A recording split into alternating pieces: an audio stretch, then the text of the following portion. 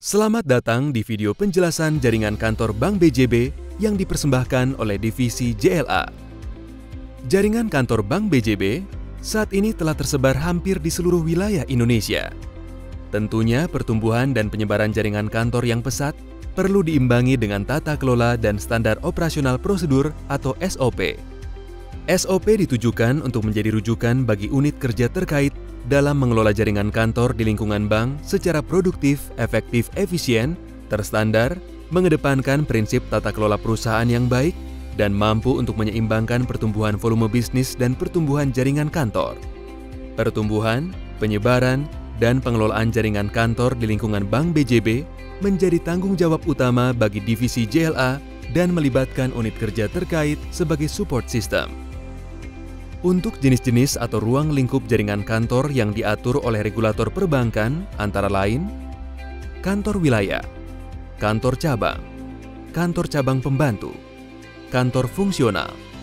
Sementara untuk kantor kas keliling, dan payment point hanya wajib dilaporkan kepada regulator perbankan melalui mekanisme pelaporan yang diatur dalam ketentuan mengenai LKPBU.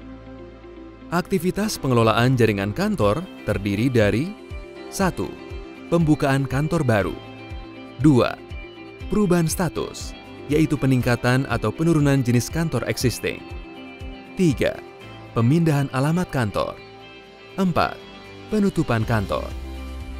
Pelaksanaan keempat pengelolaan jaringan kantor harus diawali dengan pemenuhan syarat terstandar, antara lain 1.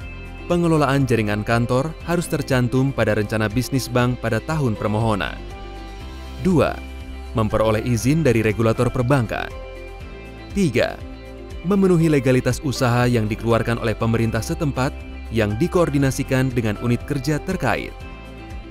Untuk pembukaan jaringan kantor, ada 8 klasifikasi dokumen yang wajib disampaikan kepada regulator perbankan, yaitu 1. Surat permohonan yang ditandatangani oleh direksi atau pejabat yang berwenang. 2. Bukti kesiapan operasional. 3. Hasil studi kelayakan. 4. Rencana bisnis selama 1 tahun pertama beroperasi. 5. Compliance checklist yang telah dipastikan oleh divisi kepatuhan. 6. Syarat tambahan khusus Kanwil, cakupan wilayah kerja, tugas, dan kewenangan Kanwil. 7. Syarat tambahan khusus KCP. Dibutuhkan informasi keberadaan jaringan kantor dalam satu wilayah OJK dengan kantor induknya. 8. Syarat tambahan khusus KF. Deskripsi rencana bank untuk mengutamakan pemberian kredit pada sektor produktif. Untuk peningkatan status kantor existing, dokumen yang disampaikan kepada regulator perbankan sama seperti persyaratan dokumen untuk pembukaan jaringan kantor. Sedangkan untuk penurunan status kantor existing, berikut dokumen yang harus dipersiapkan. 1. Surat permohonan yang ditandatangani oleh direksi atau pejabat yang berwenang. 2. Alasan penurunan status. 3. Langkah yang ditempuh dalam rangka penyelesaian kewajiban kepada nasabah dan pihak lainnya. 4. Surat pernyataan dari direksi bank yang menyatakan bahwa apabila terjadi tuntutan di kemudian hari menjadi tanggung jawab direksi untuk dan atas nama bank. 5. Fotokopi izin operasional jaringan kantor. Pemindahan alamat jaringan kantor dapat disebabkan oleh alasan sebagai berikut. Masa sewa jaringan kantor existing telah habis. Tidak dapat dilakukan perpanjangan sewa. Performa dari jaringan kantor tidak sesuai ekspektasi atau tidak mencapai target bisnis yang ditentukan. Jika pemindahan alamat berbeda dengan wilayah kerja regulator perbankan, maka prosedur yang diaktualisasikan sama seperti prosedur penutupan dan pembukaan jaringan kantor. Sedangkan untuk aktivitas pemindahan alamat jaringan kantor dalam satu wilayah kerja dengan regulator perbankan mengharuskan pemenuhan dokumen antara lain 1. Surat permohonan yang ditandatangani oleh direksi atau pejabat yang berwenang. 2. Informasi bahwa kantor induk berada dalam satu wilayah kerja regulator perbankan. 3. Alasan pemindahan alamat. 4. Jika pemindahan berjarak lebih dari 5 km, maka diperlukan hasil studi kelayakan di tempat kedudukan baru, minimalnya memuat informasi terkait potensi ekonomi, peluang pasar, tingkat persaingan yang sehat antar bank, dan tingkat kejenuhan jumlah bank. 5. Rencana persiapan operasional. 6. Fotokopi izin operasional atau non-operasional jaringan kantor di lokasi lama. 7. Rencana penyelesaian atau pengalihan tagihan dan kewajiban bank. Terkait pemindahan alamat jaringan kantor, wajib diumumkan dalam surat kabar yang mempunyai peredaran nasional dan peredaran luas di tempat kedudukan kantor bank selambatnya 10 hari sejak tanggal pemberian izin dari regulator perbankan. Untuk penutupan jaringan kantor, dokumen yang harus disiapkan antara lain: 1. Surat permohonan yang ditandatangani oleh direksi atau pejabat yang berwenang. 2. Alasan penutupan. 3. Langkah yang ditempuh dalam rangka penyelesaian kewajiban kepada nasabah dan pihak lainnya. 4.